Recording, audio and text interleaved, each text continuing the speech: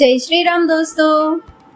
रावण की वीरता के किस्से तो सबने सुने होंगे, किंतु कई ऐसे अवसर थे जब रावण को भी पराजय का सामना करना पड़ा। तो चलिए जानते हैं कि किस प्रकार रावण अपनी शक्ति के मद में दैत्यराज बलि से उलझा और उसे मुंह की खानी पड़ी। दैत्यराज बलि भगवान विष्णु के अनन्य भक्त प्रहलाद के पोते और विरोचन के पुत्र थे। वे भी अपने दादा की भांति न्यायप्रिय और विष्णु भक्त थे, जिन्हें भगवान वामन की कृपा से पाताल लोक का राज्य प्राप्त हुआ, जहां वो सभी दैत्यों का नेतृत्व करते थे। साथ ही वामन देव ने उन्हें कल्प के अंत तक जीवित रहने का वरदान भी दिया। रावण उस समय युवा था और अपनी शक्ति के मद में चूर भी। कई देशों और द्वीपों को जीतते हुए वो दैत्यराज बलि की नगरी पाताल पहुंचा। वो वहां भी अपनी सत्ता को स्थापित करना चाहता था। जब रावण ने अपने विशाल परशु के साथ पाताल लोक में प्रवेश किया तो वहां भगदड़ मच गई। उसका तेज ऐसा था कि उसके समक्ष खड़े होने का साहस कोई न दिखा पाया। जिन दैत्य वीरों ने उसे रोकने का प्रयास किया, उसे रावण के हाथों मृत्यु को प्राप्त होना पड़ा। ऐसा उपद्रव देखकर दैत्यराज के वृद्ध मंत्री रावण के समक्ष आए और उन्होंने उससे पूछा कि वो पाताल लोक क्यों आया है और इस प्रकार उपद्रव क्यों मचा रहा है। एक वयोवृद्ध दैत्य को अपने सामने देखकर रावण ने उस पर प्रहार करना उचित नहीं समझा और उससे कहा, हे महामंत्री, मैं महर्षि पुलत्स्य का पौत्र और विश्रवा का पुत्र रावण हूँ। वीर राक्षस राज सुमाली मेरे नाना और उनकी पुत्री कैकसी मेरी माता है। आज संसार में ऐसा कोई नहीं जिसने मेरी अधीनता स्वीकार नहीं की हो। मैं आपके स्वामी दैत्यराज बलि से भी यह कहने आया हूँ कि या तो मेरी अधीनता स्वीकार करे अथवा मुझसे युद्ध करे। एक युवा योद्धा को इस प्रकार बोलते देखकर उस वृद्ध दैत्य ने कहा, क्या तुम्हें ये नहीं पता कि पाताल का साम्राज्य महाराज को स्वयं श्री हरि ने प्रदान किया था और यहाँ महाराज बलि के अतिरिक्त किसी और की सत्ता हो ही नहीं सकती। और अपने बल के मद में जो तुम बड़ी बड़ी बातें कर रहे हो, क्या तुमने वास्तव में महाराज बलि का सामना करने का सामर्थ्य है?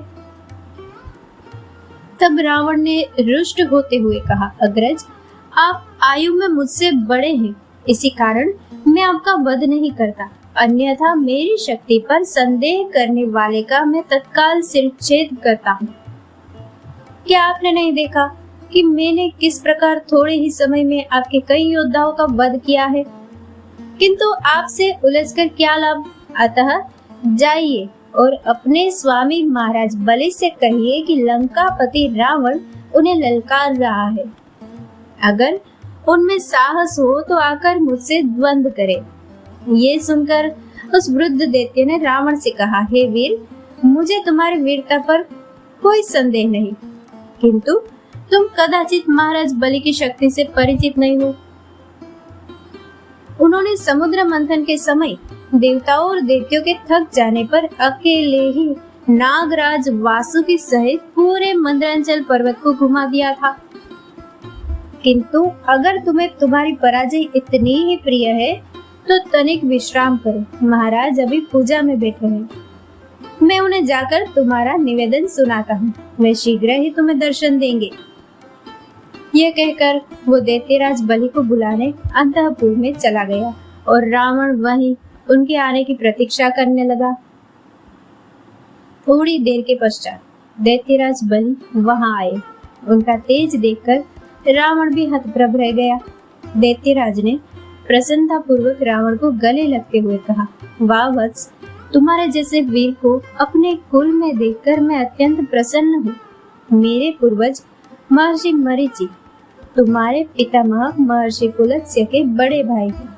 इस प्रकार तुम मेरे संबंधी ही हुए, किंतु तुम मुझसे युद्ध क्यों करना चाहते हो? एक समय ये समस्त पृथ्वी और स्वर्ग लोक भी मेरे ही अधीन था, जिसे मैंने भगवान वामन को दान कर दिया। अगर तुम चाहो तो मैं तुम्हें स्वतः ही पाताल का राज्य प्रदान कर सकता हूँ। इस पर रावण ने कहा, हे महाराज, मुझे आपका आशीर्वाद और दर्शन पाकर अत्यंत हर्ष हो रहा है, किंतु मैं एक योद्धा हूँ और दान में लिया गया राज्य स्वीकार नहीं कर सकता। आज पृथ्वी पर मेरे अतिरिक्त और कोई चक्रवर्ती सम्राट नहीं है और मैं चाहता हूँ कि पाताल लोक भी मेरे अधीन हो जाए। इसलिए या तो आप मेरी अधीनता स्वीकार कीजिए, अन्यथा मुझसे युद्ध कर मुझे पराजित कीजिए। यह सुनकर बलि ने हंसते हुए कहा, अच्छा ठीक है, अगर तुम्हें युद्ध की इतनी ही इच्छा है तो जरा वहाँ रखा मेरा कवच ला दो। तब रावण सोच में पड़ गया कि एक राजा होते हुए वो कैसे किसी का कवच उठा सकता है।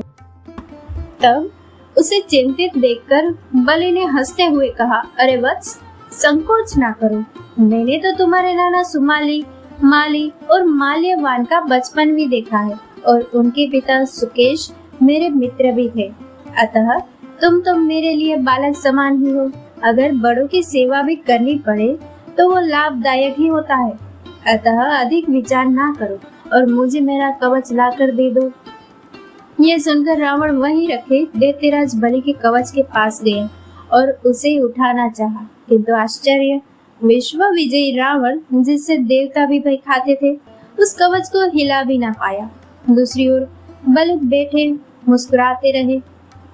ये देखकर रावण ने एक बार फिर पूरी शक्ति लगाकर उस कवच को उठाना चाहा, किंतु वो उसे उठा नहीं सका। ये देखकर बलि हंसते हुए वहां आई और उन्होंने स्वयं अपना कवच पहना। उसके बाद उन्होंने रावण से कहा, हाँ पुत्र, मैं तैयार हूँ, बोलो तुम किस शस्त्र से युद्ध करना पसंद करोगे। अब तक रावण का अभिमान चूर चूर हो चुका था। उसे समझ में आ गया कि जब वो महाबली का कवच भी नहीं उठा पाया तो उन्हें युद्ध में कैसे परास्त कर सकता है। उसने बलि को प्रणाम किया और उनसे अपनी दुष्टता की क्षमा मांगी।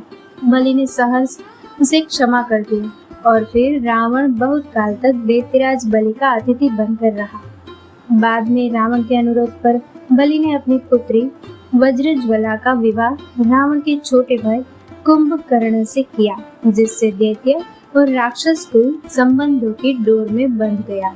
दोस्तों, इस कथा को लाइक, शेयर और हमारे चैनल को सब्सक्राइब करना ना भूलें। जय श्री राम।